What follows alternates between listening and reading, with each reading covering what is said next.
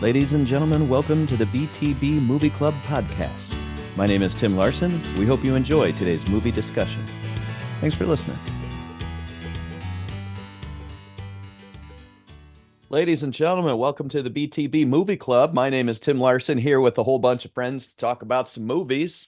We will be discussing movie number 195 today, 200 right around the corner.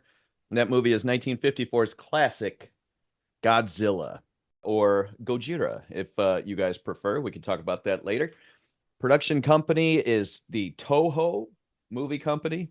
Same company that put out Seven Samurai in the exact same year. So they were busy in 1954 putting some stuff out. Director is Ishiro Honda. And the producer, who I believe, if my research is correct, came up with the idea of this creature called Godzilla, Tomoyuki Tanaka.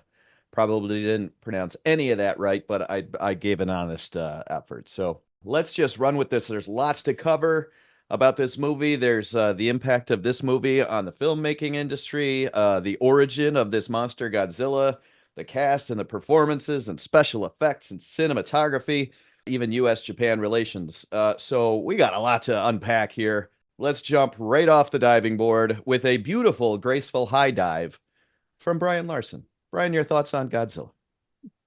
When I think graceful, I think Brian Larson. That was nice, Tim. I appreciate that. Thank you. I after everything you just said, you've changed my position on that movie. I feel I didn't give it the legitimate chance that it deserves. Obviously, 54, Japan, they're dealing with still probably the fallout of the nuclear event that happened there. And this is a referendum on nuclear testing and that it's bad and can create a giant dinosaur. So Awaken. or the way I took it, and I could be wrong, I don't speak Japanese, it wasn't a giant monster, it was something in a cave, and then the radiation made it more. So I do believe there is a factor involved with the radiation making it larger and able to spit fire and light up its back fins. So, and definitely underwater, that helps, so you could see the fish you want to eat, I guess. But I remember watching this as a kid and watching a lot of the Godzilla movies and just loving them at that time. And watching it now, it took me back to my childhood, but it wasn't something I loved. But I truly enjoyed it. Like I said, I don't really have a lot to say about it. I watched it earlier in the week in two different times, first half, second half, and regrettably was picked first. So it is difficult going first. Sometimes you get hammered for that. I like I said, I didn't get a chance to write stuff down. I was, I had to fit it in. It was a busy week. So I didn't want to miss the group though. And I came to take my medicine and take a swing and a miss. But like I said, enjoy the movie, reminded me of my childhood. And, obviously there's a lot involved with this movie than Tim's intro that hopefully I get to learn a lot more about it from everyone else. Please, no follow-up questions. So I have a follow-up question. You, more than anybody in this group, I think, tend to show a lot of respect for the flag and pride in the country and stuff. Your hat's always off, even when you're watching a baseball game in your living room when the Star Spangled Banner goes. So some of this is about, the atomic bomb, Hiroshima and Nagasaki, I think. Am I saying those Nagasaki, right? Correct. After Godzilla takes apart Tokyo, you get these scenes of all the damaged city and, the leftover and people, radiation sickness and stuff. And it's pretty clear that that's at least supposed to parallel what was left over after the atomic bombs were dropped. And there's quite a bit of sympathy. It's set up for sympathy for the people in the town, in Tokyo and whatever. Did you feel like, wow, that's really bad for all these people? Or kind of like Japan, you fucked around and you found out? Like, did you have any of that kind of reaction to, should we feel sorry for Japan? I think any destruction like that, total destruction, even if it's on your enemy, there's gonna be some, you know, bad feelings, especially the people who, the pilot who dropped the bombs and Yeah. such as that. There's also a sense of, okay, people learned and they're not going to mess with us. And it took a few years for another conflict to happen, obviously. But I wouldn't say a sense of pride came over me in American patriotism, but I also understand it's a war and that's what had to happen. Yeah, I was watching it and I was like, I should feel really bad for these people, but Japan did some shit, like so I was a little conflicted watching that, trying to think about that. So thanks for your Wait, honesty there. wait, Hilti? nobody just stood up at the end of this and just started chanting USA, USA. No? I did not. But we can get to that. We can get Yeah, to that. when was it released in the United States? Talking 1956, 57? 56. Yep. Probably possibly a few at that time. It was heavily edited though. I know that. Well, and also when I was reading on some of the reviews for this, Japan was very mixed on the reviews. A lot of the Western countries, so like the US, Canada, all of them were like, wow, this is really good. And this is distinctly different from your typical monster movie. Right. And that caused a lot of people to scratch their heads a little bit and like, do you get what they're trying to say? Right. But it's all good. It's Yep. art. Yep. All right. Thank you, Brian. Let's run over to Matt Smith. And Matt Smith, what are your thoughts on the OG, the 1954 Godzilla movie? Yeah, similar to Brian, I remember watching this on TV as a kid. I'm sure it was on Saturday mornings or Friday nights or whatever, or some classic movie channel. Quick question. Do you remember Yep. this one or do you remember just seeing Godzilla movies? I feel like I saw this one, but it could have Okay. been because there's like 20 something iterations of this, right? So it could have been versus Mothra or Mecha Godzilla or whatever. So I don't know if I actually saw the original.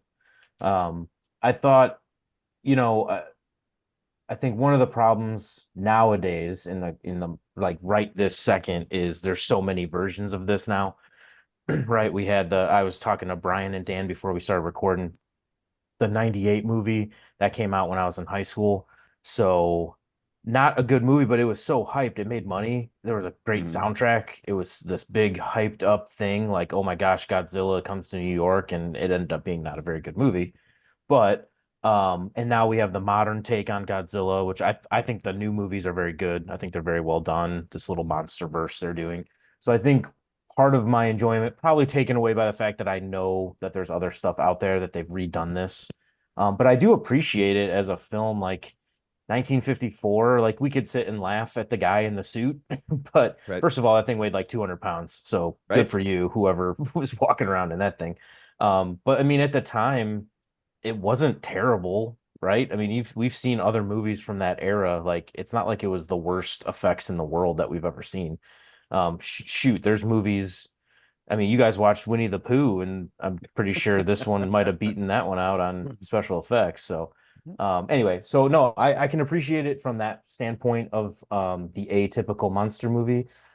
It was only an hour and a half long, but I still felt in parts it was a little slow in the beginning. I don't know if I just wasn't interested in the actual plot. Maybe I just watched it today because I just got back from vacation. So I don't know if I was just like, okay, let's move this along or whatever.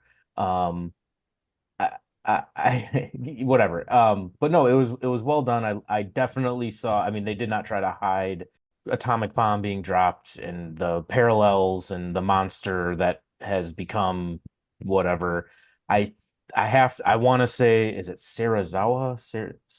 Sarazawa? Is that the weird one-eyed scientist name? Scientists. Yeah, it's Sarazawa. Sarazawa. I actually really liked his arc. I mean, it was overdone. It was 1950s sort of dramatic, like pan to the face and, but I really liked his arc because he had this even greater destruction, he even says weapon of mass destruction in the Right. translation. I don't know if that's what the translation is, but and he chooses to use it even though he really doesn't want to, and then he kills himself. And so I kind of like that arc of it, like this terrible thing that happened to them.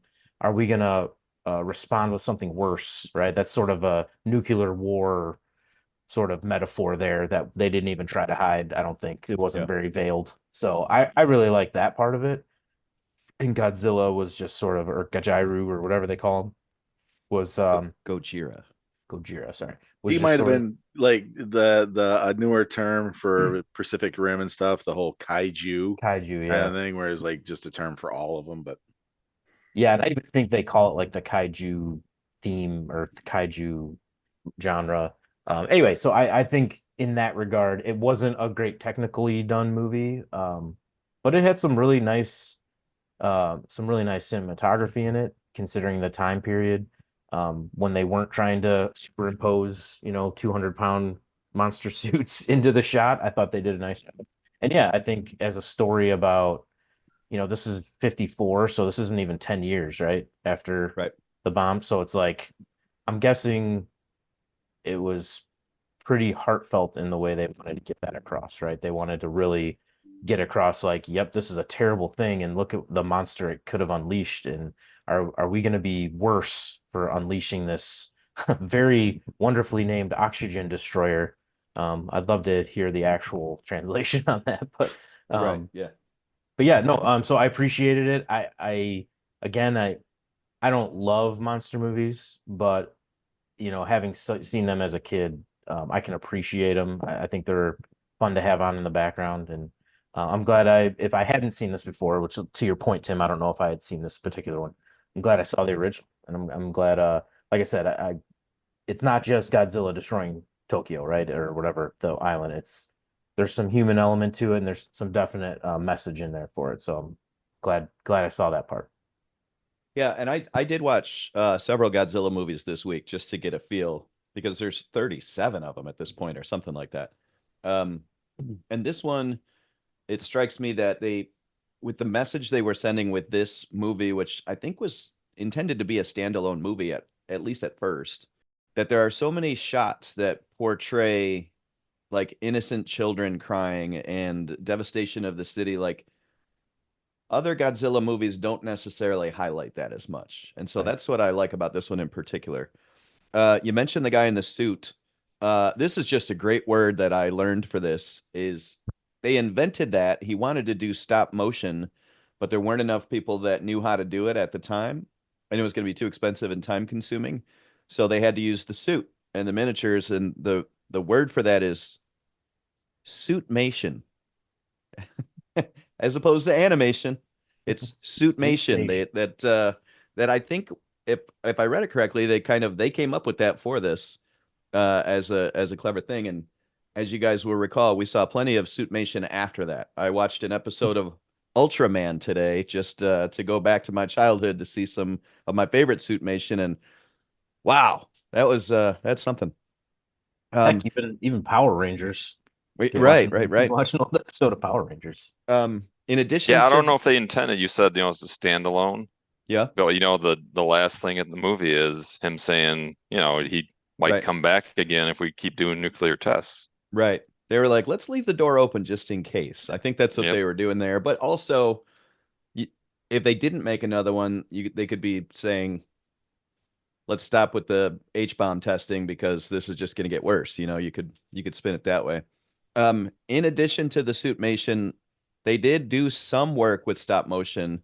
Like when the tail is knocking down buildings, you can see that's some stop motion stuff.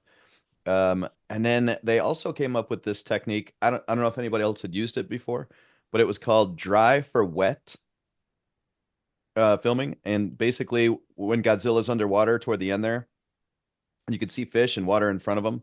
They put an aquarium with live fish in between the camera and the actor in the suit just to create that feel. Yeah, So that makes sense. I mean, for 1954, they did some pretty creative stuff.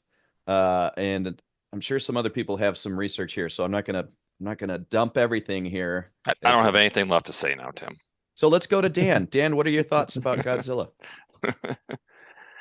Yeah, like the other guys, I saw it a long time ago when I was a kid, and I saw several of the Godzilla movies as a kid. I remember the color ones more though.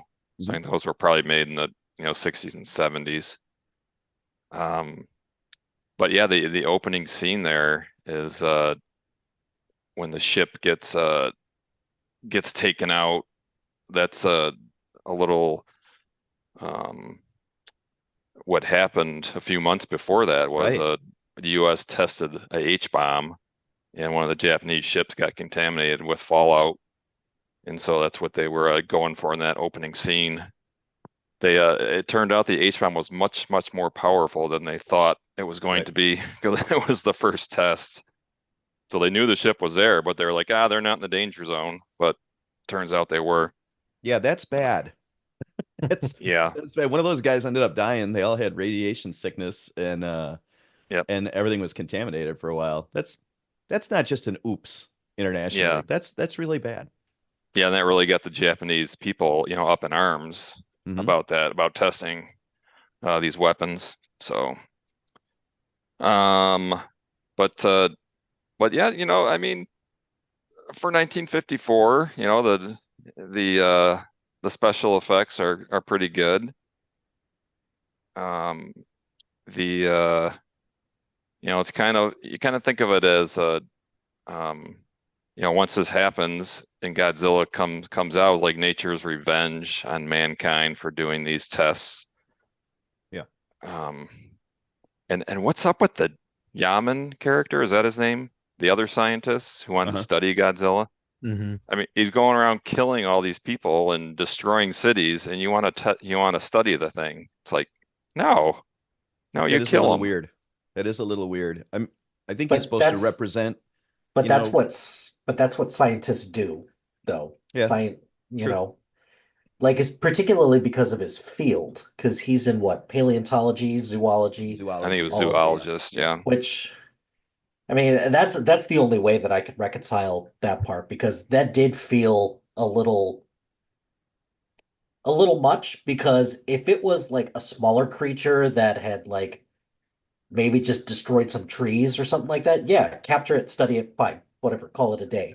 But this is a giant creature that is destroying people, cities, all that stuff. Yeah, you Yeah. got to do what you got to do with that. Yeah, it's 165 foot, I believe, is the final number there. Um, I mean, in the movie Predator, nobody wanted to keep the alien and study it. It's just an odd thought process. Zoology, Counterpoint, though, counterpoint, in the movie Alien, plenty of people wanted to capture it and study it. So and that was bad. Yeah. True. yeah. But okay, so now we're going to bring this up. Oh, So here we go. my whole thing I was going to jump in and say when this first started was it's a big animal. Maybe we can capture it and weaponize it. It hasn't. It's not a weapon somebody else is using against us for what we know. So maybe we can make it our weapon. And you bring up a good point. Made me think of, or not that I'd ever thought of it before, but the Predator versus Alien thing. Predator, clearly, bipedal, humanoid, I think it's too much like us to not be an enemy, to see it as a threat. Where Alien still kind of looks like a bug, still kind of looks like something we could probably keep in a cage, and it's definitely not human. Well, I mean, it is humanoid-ish, but it's like one step removed. So I don't know. Maybe that's the difference in those things. The Predator was too much looking like us, so we had to kill it. Where maybe the thing that looks like an animal, a bug, an insect, a lizard, we can keep it and catch it and dissect it and figure it out and weaponize it. But anyway, I never thought of it that way. That's kind of cool. Okay. All right. What other little notes I have here? The attack on Tokyo was August 6, 1954, which August 6th was the day that the Hiroshima bomb was dropped. And that So oxygen destroyer looked an awful lot like the what you see when you think of an A bomb, right? That center that comes yeah, apart, like it looked an awful lot like that also. yep. Um, Yeah, I read that one of the original designs of the costume, the head was going to look like a mushroom cloud, Right. but they decided to scrap that idea. Not make a giant penis. Well, okay, here's another thing where some of them, like when it would grab things in its mouth, was that a hand controlled puppet biting So things instead there of was the whole suit for when we were working with miniatures and you wanted to see all of Godzilla stomping on things. They did have a hand puppet for close-ups just on the face, and they also had a separate pair of just legs because that suit was kind of hard to get around in. yeah, that totally makes sense. And so we would just wear legs when they were just closing in on the feet. So they had three different and then the stop motion stuff. So four different versions of recording. Because when it was biting things, it was to me, it was clearly a different sculpt on the head. Yep. You know, where Brian's saying penis, mushroom cloud, maybe they still went with that one. You know, they already had that made before they made the whole suit, but that would explain what maybe they were thinking they're going for, or why I thought the hand puppet when they switched to it was distracting compared to the whole suit and how Okay. much it didn't look like the suit. One thing that I think that we missed in here that they missed an opportunity on was the whole reason Godzilla came out of the water is because he had eaten all the fish and he was coming out to eat the humans, but they never actually show him eating anybody. They just show him destroying the cities and with fire, and which is interesting, fire in one breath and then like cold, you know, in another breath. So that's interesting. He can do both of those right after one another. But the last thing I wrote down is, you know, they can build this huge fence in like 10 minutes to the electrified fence, and the U.S. can't build a border wall with Mexico. We need to learn some lessons from this movie. Shut up, nerd. That was good. That was well timed there, Hilty. Yeah. Not by the all way, of us want to electrocute Mexicans. No. I didn't say it was an electrified fence. What the hell, Dan? By the way, since you bring that up, the throwing of the switch in that scene, that's actually the director doing that. Ishiro Honda snuck himself into the movie there. And Okay. right before he throws the switch, they show a guy in the electricity room, right? And that's actually what's his name? It's the guy in the suit. I don't have it in front of me Godzilla? right now, but he gets a moment on camera as well, as opposed to just always being in the suit, which is cool. Okay. I'm sure that suit was really hot. It sounds like it would be. That said that it went up to 140 degrees inside that thing, and Wow. he fainted several times. Oh, did he? And at times Wow. after shooting, they would drain it of perspiration and get like a cup worth of perspiration out of that suit. But he Wow. didn't just do it for this movie. That same guy did it for tons of those movies. And Right. I that's a have to trooper. believe they got better on that suit after a couple times. Like they had to have Yeah. figured out ways to cut the weight. Put a few holes. Well, I know part of the material of the suit they couldn't use like some kind of polymer or something like that because it was such low supply Right. after the war. So they made it with, you know, I don't know. What did they make it with? cement. They made it out of cement. It was 200 pounds. Ready so mix that makes cement, sense. and this guy's got to walk around with this thing. So I think the reason I keep asking if you guys remember seeing this particular movie when we were kids, I agree that they showed the ones in color, but also you can tell they got a lot better with filming Godzilla the monster. You know, like this suit, the first time you see it, you kind of chuckle a little bit, like, come on, guys, you took a sock and put some teeth on it. You know what I mean? Because it's just 70 years later, all of the options for creating those kind of things are so much better that I think they just maybe stopped showing it on those weekend channels because it just doesn't hold up and look as good as some of the others. But my opinion, this one's a better movie, and maybe kids are gonna miss the main point of this movie also.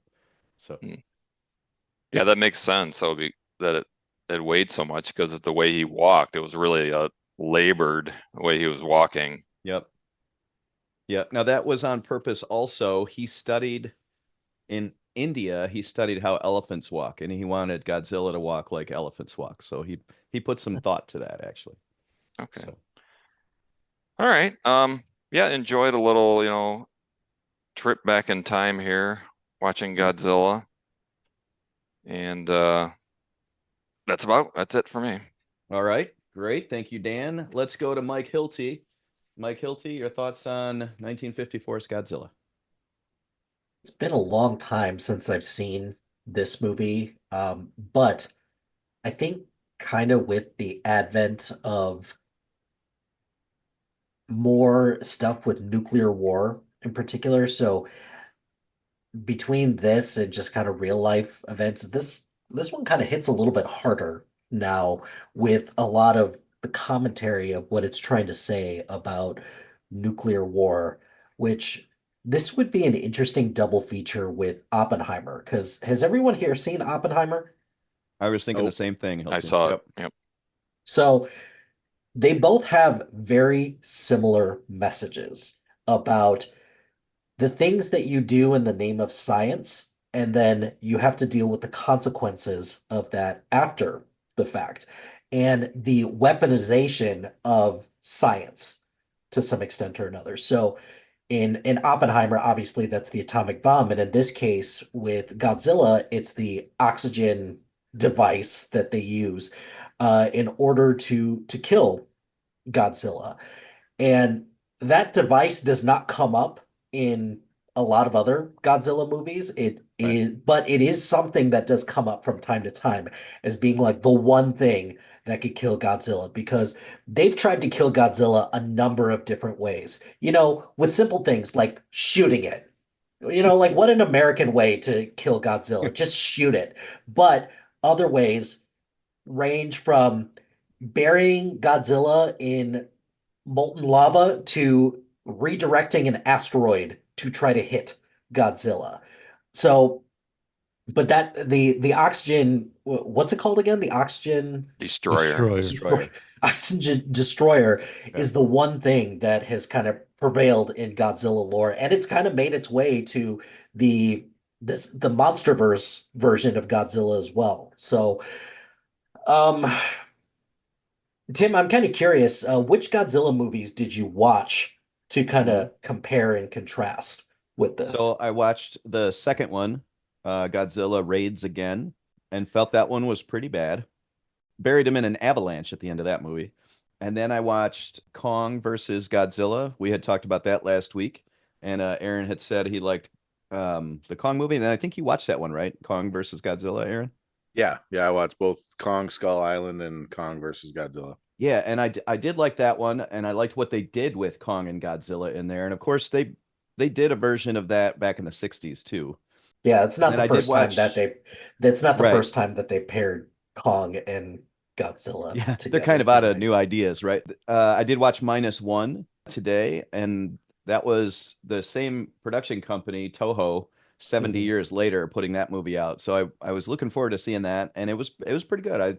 Especially the CGI and the way that they created Godzilla was pretty terrifying. And I watched a little bit of Mothra, Godzilla versus Mothra. I didn't get all the way through it, but Mhm. I know that was a popular one for Mhm. the Saturday show, so I wanted to get some of that too. Kind of what separates Godzilla and some of the other there's a handful of Godzilla movies that are really good. And I think that separates those from some of the other traditional Godzilla movies is the people in the story matter and they're actually kind of relevant. And that's kind of why I like this one a lot as well, because you've got conflicting ideologies all over the place here coming at odds, which that look, I get it. We don't watch Godzilla movies for the people. We watch Godzilla movies to see how bad a giant dinosaur fucks up whatever Yeah. they're at. However, from a movie making standpoint, if you just have a giant monster just messing stuff up, then it's just a conventional disaster movie or, just a anything or just a monster movie. What separates this one from a lot of the other ones, though, is the messaging. It's well known that the messaging in this does have to do with Japan's response to the atomic bomb and just the nuclear age in general. Right. But there were a couple quotes that kind of stood out to me in this. Let me see if I what makes so one of them was what makes Godzilla such an endearing no, I wrote that down. Never mind. Uh Did One you of the just best quotes did is you just make your own myself. quota? no. I'm trying to find which so We've given him way so too much credit for being good at watching movies and talking about movies. We give him too much credit. He's starting to quote yeah, himself. Famous movie my critic. Oh wait, that's me. my overinflated ego has, gotten the best of me, but a couple quotes that kind of stood out. So like there was one person that said Godzilla is no different than the H bomb, which that Yep. seems like a bit of an extreme exaggeration, but also it is true because unlike the hydrogen bomb or the atomic bomb, you could at least try to stop Godzilla, but you couldn't stop the bomb, like just no matter what. Um, and then just the last, like one of the last things that Suzawa said was adding another weapon to the world's arsenal is something that I cannot be a part of. Mhm. And that's kind of the thing that stood out for me and kind of where I see the parallels with something like Oppenheimer is just you create you create weapons in the name of science and hope that you never have to use them, but then when you actually have to use them, what are the consequences of that and what does that lead to after that? You don't think about stuff like that because at the end of the day, when it comes to creating the oxygen destroyer and in this case also the atomic bomb, it is all to be done in the name of deterrence, not to ever be used. But when you have to use them, then you don't think about the ramifications of, oh, who's going to want something like this after that? And what else are they going to use beyond that? And that's what stood out to me the most about this. All the things about the special effects, the cinematography, the music in this is really good. Um, and all of that all holds true. Absolutely. But the messaging in this is what really stands out, and that is what a lot of other Godzilla movies are missing because a lot of these other Godzilla movies, they're only monster movies and they're only there for spectacle. And you don't give a crap about any of the things that the humans do or humans say in them, or they're ancillary. They don't matter. And again, I'm not saying that the spectacle isn't fun because I was very giddy when I saw Godzilla versus Kong. The first time around, be like, yeah, this is why I go to the theaters Right. Let's to go. to watch Let's to go. watch Yep. stuff like this. And that isn't to say that I didn't enjoy it, but to me, what separates something like that from something like this is messaging, the thematics, and what this is trying to say from an artistic standpoint. And I think that's why I really enjoyed this the second time around because if you watch Oppenheimer, and I would highly encourage anyone if Yeah. they have not watched Oppenheimer yet, definitely do so. Um, watch that and this, and you'll get similar messaging, and it's really good. Um, let's see other things in here. The sound. So the sound design in this is really good.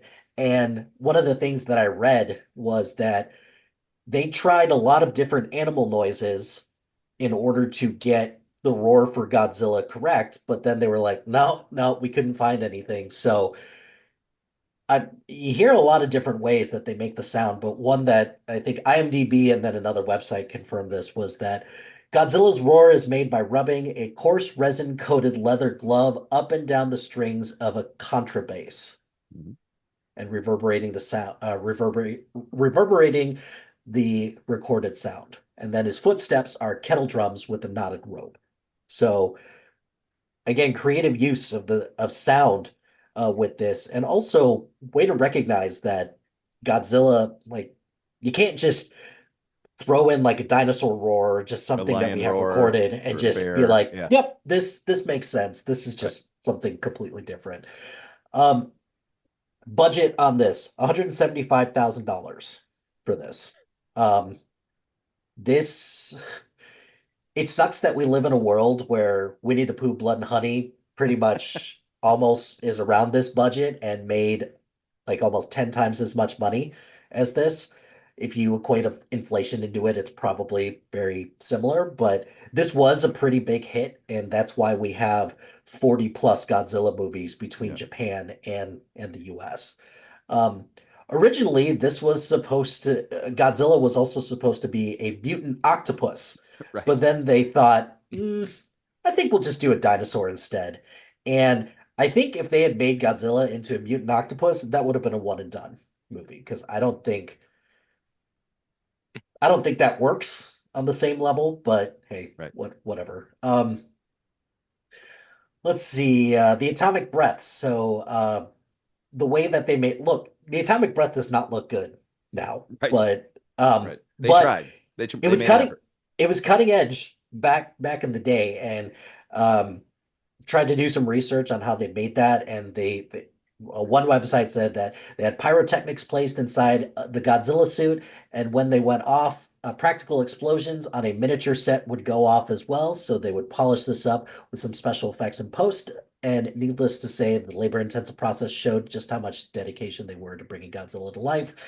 Um, and then one other thing about the costume as well is that they deliberately wanted to make the costume and Godzilla's skin very it feel like it was burned skin Right. by the look and the way it feels, and they wanted to do that as direct inspiration for the kind of scars that people would get from the atomic blasts. So yeah, it's a reptile, so it's going to have hard scaly skin, but they also wanted to do that in addition to having that as well. And the last thing also is that if there's two other Godzilla movies that you watch, at least like recent ones to watch, the two that I would recommend would be Shin Godzilla, which came out in 2016. That one's really great as well. That's kind of the first of this new era that Toho is doing, but I can't recommend Godzilla minus one enough because if you're looking for the evolution of what Godzilla looked like in 1954 to what he looks like in Godzilla minus one, it's terrifying. And it's Agreed. also shocking that Godzilla minus one is the first Godzilla movie to ever win an Oscar in its 40 plus movie and almost 80-year Yeah. run. And if you see their reaction when they won, they all had mini Godzillas with them, and it was well deserved. It was rather unexpected that they got nominated, and a lot of people didn't think that they would win, but they most definitely deserved to win for the special effects, particularly if you look at again, like not just the look, but if you look at how they did the atomic breath in the first one to how they do it in Godzilla minus Right. one, Right. it's like, whoa, we've really upped our game a lot Yeah. in this, and that's awesome. And I think I like Godzilla minus one a lot because also the people matter in that. Mhm. And same thing with Shin Godzilla because Godzilla minus one goes all the way back to like World War II It days does. as well. They went, it's been 70 years. We're just gonna tell the whole story again. We're just gonna take Yep. another just origin story, Mhm. which is Yep. cool. Now, Hilton, you brought up the atomic breath, gave it a name. Dan, when you brought it up, because I thought something was confusing to me, you were talking about how it switched from like he could do heat and he could do like Superman, frozen breath and heat laser beams. Um, where'd you see the frozen breath? Yeah, that threw me as well. Right when he was first destroying the electric towers, he cold frozen breath See, some of those. I thought that was and it's open to interpretation. But I originally thought the same thing. I'm like, oh, where'd he get freezy breath from? But then they started to collapse. I think they were trying They to melt. show them getting like white hot melted. because I first thought it was Frozen 2, but then I changed and thought it was all okay. So it's all heat, I saw Okay. melted. I thought they melted too. right? But when Okay. they But when you first first I see could it, be wrong before about they that. start they melting, though, glow they look bright white, frosty. and it looks like Yeah, they it's look frosty. icing over. Yeah, they look like they're frosty, but I'm gonna pass that off as they were getting really white. Yeah. That's what Okay. I thought too. All right. So I didn't know if there Yeah. was any other place where you thought like the freezy, because I was like, I thought it was the freezy breath, but then I switched and I was like, oh no, they were just melting. It was white hot. But if it used somewhere else, and I was like, oh, so it is both. But Yeah, I don't recall it being used anywhere else. So yeah, so it might just been all hot. Yep. okay, all atomic, all radioactive. Yep. All right. So, Aaron, you're going to bring it home for us. I have a question for you. I think I'm lobbing one right down the middle of the plate for you, or pulling the goalie while you're going down the ice with the puck. George Lucas said that he cited this movie as an inspiration for some of his work on Star Wars. And so go ahead and take a guess at what he was referring to there, and then give us your thoughts on Godzilla. I would have no idea. Yes, you do. I mean, the easy one would be like Jabba the Hutt, for just Okay. by look of character. If you're going for like personal commentary or whatever, just the world destruction of the Death Star. Other than that, I don't know now, but I Okay. need you to tell me. I figured for sure this was right down the middle of the plate for you. Anybody else have a guess on this? Maybe the Rancor. It's his work with miniatures. He did so much work with miniatures in Star Wars filming that. He said that he cited Godzilla as inspiration because That they makes had the sense. suitmation and they made all these miniature sets and then they filmed it around him. That's what George Lucas said helped him go, hey, this is how I can shoot my movie. So Okay, this is how wasn't I can trying to get it done. stump you. No, not at all. I'm glad to learn. That's Yeah. I don't know if I posted it, or I think I have it in the holster. Just about the connection of George Lucas and Star Wars to Flash Gordon and Buck Rogers, and even previous works before them. And it's a cool little rabbit hole to go down that this guy is explaining about. But back to this, I do not remember ever seeing this one. I did watch a lot of Godzilla, Son of Godzilla, Godzuki, and Mothra, and big old spider. I don't remember a big old spider. I remember a five-headed No, that dragon. was the big old spider was real. It was on my wall right next to where my mic is. Like the how many heads? The 3-headed monster. Yeah.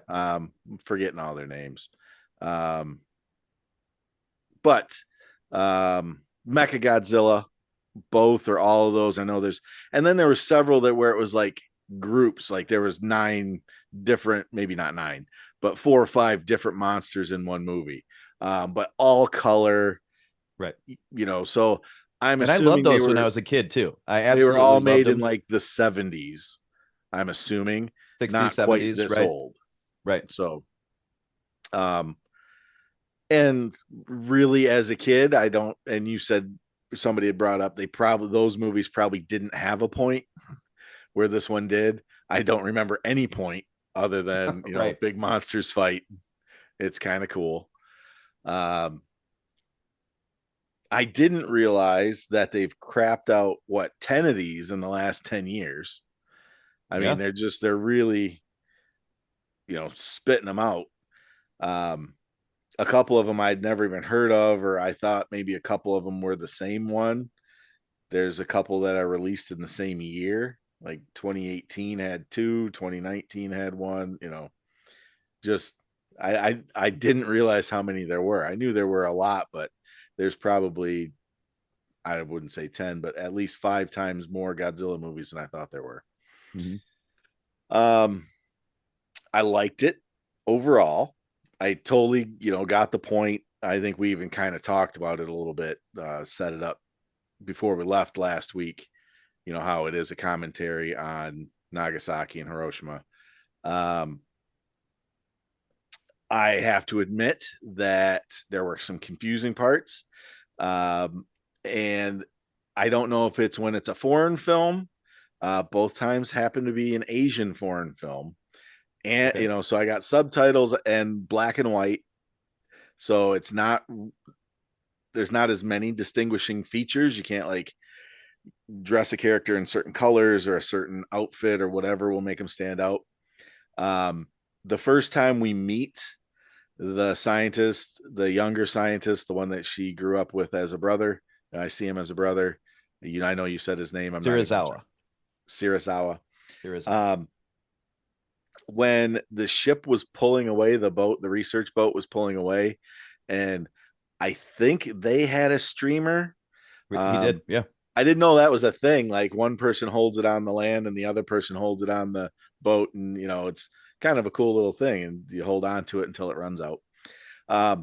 I thought that was the guy who was in the Coast Guard, if you want to call it that, at the start of the movie. And I'm like, when did he lose his eye? And why is he dressed in all black? And Yeah. like, I had no idea who that character was. And like I said, I thought it was the wrong character. I actually somewhere, I know it's only an hour and a half movie. We talked about, somebody brought that up. I fell asleep in the first part. I think the second time we meet him, Shirasawa, when she goes to his lab, the movie becomes very good after that. So that I had no problem, but the first third, maybe, it was tough. Just sending out a boat and it sinks in some bubbles, and sending out a boat and it sinks in some bubbles, and I get what they were trying to set up, but I didn't find it that interesting. And 80 years ago, they didn't run at the pace we run at, I guess. Right. I was just going to say that. Yeah. So, it's like, yeah, I get it. Let's cut to the chase. Let's give me a monster. Yeah. I did like how the different explanations, there's some holes, like the idea that it was a monster and it lives in the water, and they kind of know they're out there, and they know about these caves that they live in. And if something really goes bad, sometimes we disturb these caves, and the kaiju, they don't call it that, get out and come eat all the fish in the water and then come on to land. From Pacific Rim, the guys who have seen that, or all that stuff, they play with interdimensional doorways, and they kind of, from what I understand of like Kong versus Godzilla and the newer Godzilla stuff, it's kind of a hybrid between the caves. Somewhere there's access, but there's also some time warpy, altered dimensional doors that you got to go through to get there too. So it's kind of both. But yeah, overall, when it got to the end, I liked it. I liked the suits. I liked the ancient technology that they were trying to use to get special effects done. I appreciated that. One of the questions I would still have, and I don't know, maybe somebody has an answer to, the older guy, when they were having the bonfire and talking about it, and he was kind of giving the, back, and he told us when it would eat the fish and then it would come on the land, right away, give it a virgin. Let's send one out, Heard that before. Give me some chicks. Yeah. So they have the legend of it. So it's happened before without any nuclear bombs going off. Something has awakened it before, and it's seemingly a long time ago, right? They're right. Like, we haven't seen this in forever. That's not a thing, you old man. You're making this shit up. But right. I like that they didn't make a big deal out of that. You're just supposed to kind of accept it. Right. Well, and I mean, it's actually happening. It's like if he was telling a story around a campfire 2 years before this incident, yeah, crazy old bastard, but other than that, they had to go somewhere, and what a innovative story that I think you said the person's name before, that came up with it. Just the idea of this whole thing and what it's become. let me give you a little bit of that background. It's the producer, Tamayuki Tanaka. Yeah. That guy. He was on a flight back to Japan from Indonesia, looking down at the water and started imagining what could be in that water that we wouldn't know. That was the beginning. That's the spark of these 37 to 40 movies, was just that. Like, what could be in that water that's really badass, and how can I make this work? And then he comes up with the H-bomb testing and just runs with it. It's pretty cool. Yeah, so that spark of a storyline and then coming up with Godzilla's sound. I think those two things, just made it. Without either one of those, a random monster that makes that sound, it's going to be cool, but not 40 movies. If they gave Godzilla some dumb roar or something that sound is just, it's perfect. Right. I heard that in the opening credits. I'm like, oh, Here we go. that Yep. roar is awesome. Yeah. And Yep. they haven't strayed too much from it. I mean, even in and I remember watching the 1989 or 90, what was and this came up last week and I gave Matthew it the wrong Broderick. actor. Matthew Broderick. They just called it Godzilla, I think, at that point. Yeah. And everybody was up in arms that they changed the look of it so much. But did they still use the same sound? I don't remember. I think they came up with something new. Yeah. More electronic. Okay. So and they changed his origin too. That's why he looked different. That's why. Yeah. I don't remember hating it when I saw it, but I never, I'm not a champion of it. I didn't shit on it the way that some people shit on it. But yeah, overall, yeah, I like the movie. A little slow at the start, but what a payoff at the end. I think they were limited in what they could do special effects wise to make it scary. So that beginning of the story, I think, is just to build tension so that you're scared of something you don't even see. I think that's what they had to do a lot back in the day. And, as I'm watching some other Godzilla movies this week, there's a lot of Godzilla grabbing human beings and throwing them and, eating them and stuff like that. I don't think they could have pulled that one off. Like, the guy in the suit's not going to bend over and pick up a dwarf. You know what I mean? Like, that's just not going to happen. So they had to wait for technology to catch up, to be able to do some of those things. Even in the, the big payoff battle scene, some of the miniature, like the fire trucks where they tried to have people hanging off the fire truck, but it was clearly just, didn't move, didn't flex, but they were doing what they could with what they had. The typhoon comes in and the helicopter falls over, and I'm like, I think I had that when I was a kid. I had that helicopter. Okay, Aaron, is that all you got? Yeah, I'm good. Thank you, Tim. Okay. A few things to wrap this up. In addition to George Lucas, Steven Spielberg also cited this movie as part of the inspiration for how to do the dinosaurs in Jurassic Park. He said Honda did such a great job of making Godzilla feel like a real thing and a real threat that's what he wanted to do with Jurassic Park. And of course, he had more technology available.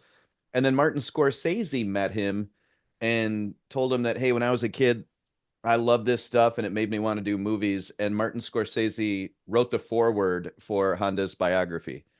So here's people giving this guy for this movie some serious props. George Lucas, Steven Spielberg, and Martin Scorsese.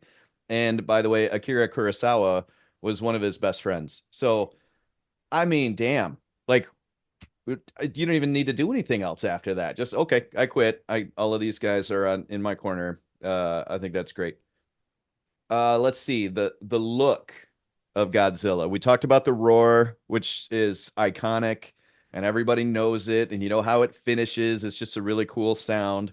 That was the guy who wrote the score.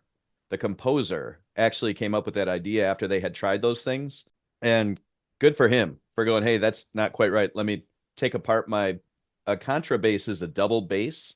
So my guess is that it's got lower strings. So he took one of the low strings and made that happen, which is, I mean, once again, very creative for these guys with not a lot to work with. The suit and the look of Godzilla. I think this is great, and I wish Mike Wilden was here for this because it's dinosaur reference, right? And he was such a big dinosaur fan as a kid that it's just followed him into his adult life. I have something to show you guys. I'm going to share the screen with you for just a second.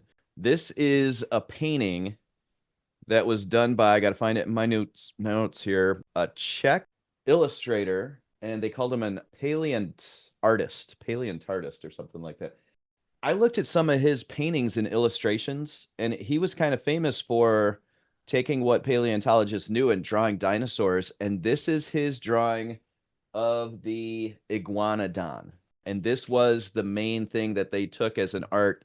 Let's make Godzilla look like this. I think that's really cool. It was fashioned after 3 dinosaurs, the T-Rex, of course, and that iguanodon, and then the Stegosaurus. That's why it's got all the scales down the back. That's the Stegosaurus part. Dorsal plates or scoots? Yeah, yeah. He doesn't have the big club at the end of the tail, though, but he needed to be able to swim. So there's a little bit of crocodile involved at all. Also, his name was Zdeněk Burian, if anybody cares about that. And he painted that picture in 1950, and that's what they kind of used as inspiration, which is cool. Somebody brought it up. It was supposed to be an octopus. That was the special effects guy. He was pushing really hard for a giant octopus. Oh, see, I thought that'd go the other way. Him just understanding the logistics of how hard that would be, pushing Yeah, away no. from it. He's Yeah. like, "Oh, let's not do an octopus." Well, and I think later on in the series, within the first 5 movies, they put a giant octopus in a movie, so he kind of got what he was looking for in the end.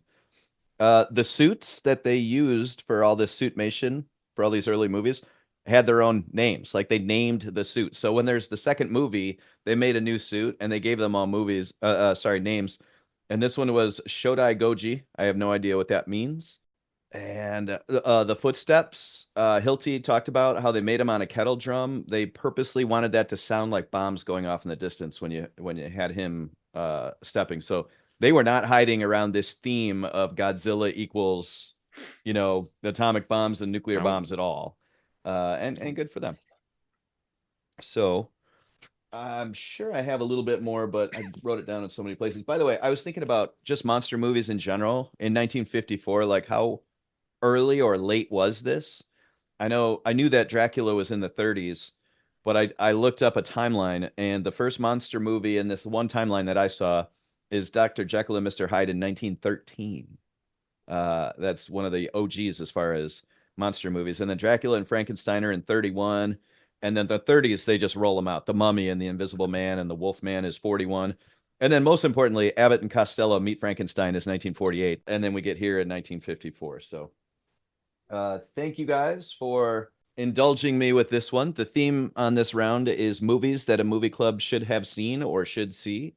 And I think this one's a pretty important one. So thank you guys for dealing with that. Brian, yes or no? Was any of your opinions changed about this movie throughout this conversation?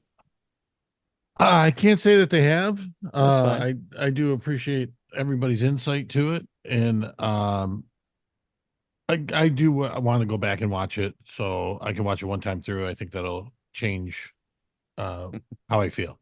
Yeah, giant monster crushing things sounds like a Brian movie to me. Just as a thing. So Dan Sears, it is your pick. The theme again is movies that a movie club should have seen or should see. So hit us with whatever you got.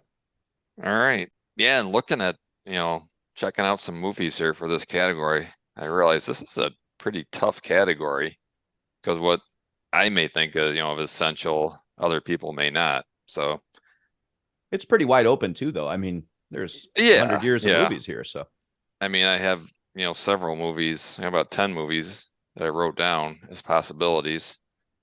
But I think I'm going to go with One Flew Over the Cuckoo's Nest. Excellent pick. One Flew Over the Cuckoo's Nest. Oh, sorry, I didn't look to see if it's streaming anywhere. I'm sure Matt will check that out for us. How many of you guys have seen this? Have we all seen I've it? seen it. I've seen it. Okay. Yeah. It's been a little while though. First cinematic appearance of Danny DeVito, which is pretty cool. Oh, is it? Okay. Was DeVito in was Taxi before this? Was he in Taxi or that was a TV show, not a movie? Right, that's what I mean. Was he in things before this, or is this the first time we ever saw him? That's going to be an excellent conversation topic, and I'm sure I know the correct answer to that, but I'm going to wait until we're actually talking about that movie, or All right. I don't know. Okay, that's fair. Yeah. That'll do it for this episode of the BTB Movie Club podcast. Thank you as always for listening. We know we enjoyed ourselves. We hope you did too. Hey, we are partnered with the SPDM Crew Podcasting Network. Please stop by and enjoy some of their excellent material, and have yourselves a good week.